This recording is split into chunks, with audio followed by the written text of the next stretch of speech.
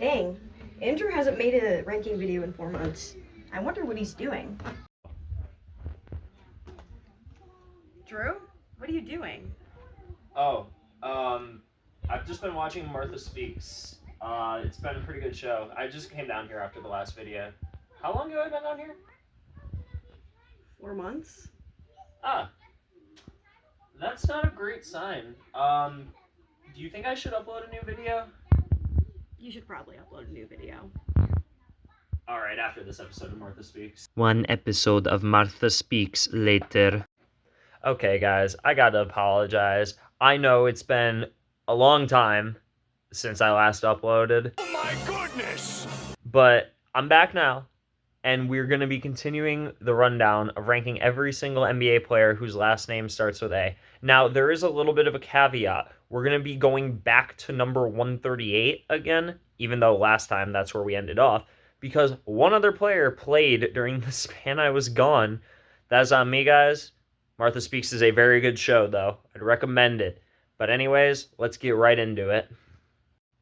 At number 138, we have Alex Antetokounmpo. And I know what you're thinking. Yes, there is another one.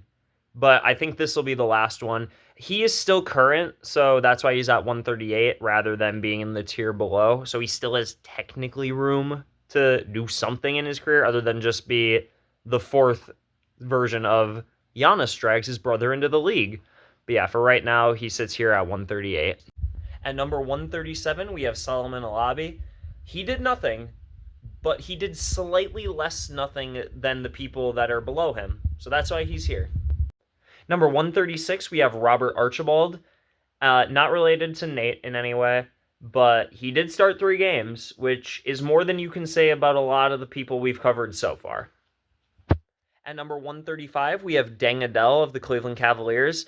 He's the average player on the Cavs when LeBron's not there. Case in point, he is not very good. At number 134, we have Blake Ahern. He didn't play a lot, and he's whiter than I am, which is saying a lot. At number 133, we have Matt H. He played for the Pacers in the ABA, and he didn't do much. At number 132, we have Gary Alcorn. He did play 78 games for the Pistons in 1961, but still, that's 78 games. At number 131, we have Henry Akin. He was a bench warmer who averaged 4 points a game, so he is pretty much the definition of a standard bench warmer. At number 130, we have Jerome Allen. He started only 1 game in his career, but he played 2 years. That's the baseline we're going at here. At number 129, we have Ashraf Amaya. He was a scrub for the Vancouver Grizzlies? They have scrubs? There's no way. The Dynasty Vancouver Grizzlies? They had scrubs? Wow. He has to be the only one, though. He gotta be. At number 128, we have J. Arnett. The only reason he isn't in the lowest tier is because he played 3 seasons. Yes, it was for the Cincinnati Royals, who, if you know, they weren't very good. But he played. He did play. At number 127, we have Dan Anderson. And I can say this with full confidence. He is definitely the second best player named Dan Anderson that played professional basketball. Positive. At number 126, we have Derek Alston. He played a few seasons and a few games, but it's just not high enough to warrant a higher placement on this list. At number 125, we have Trey Alexander. He's definitely still young. He could bounce back. He's still in the league. But shooting 17% from 3 as a rookie does not bode well for your future success. At number 124, we have Tate Armstrong. Now, the most notable thing about him that I learned is that his real name is actually Michael Taylor. If that's the most notable thing about your NBA career, well, then your NBA career wasn't that great.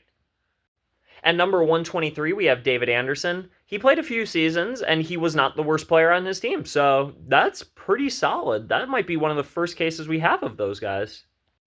And finally, at number 122, we have Cliff Anderson. He played 3 seasons for the Lakers, so this Lakers team was pretty good. So he made the team, so that's pretty good.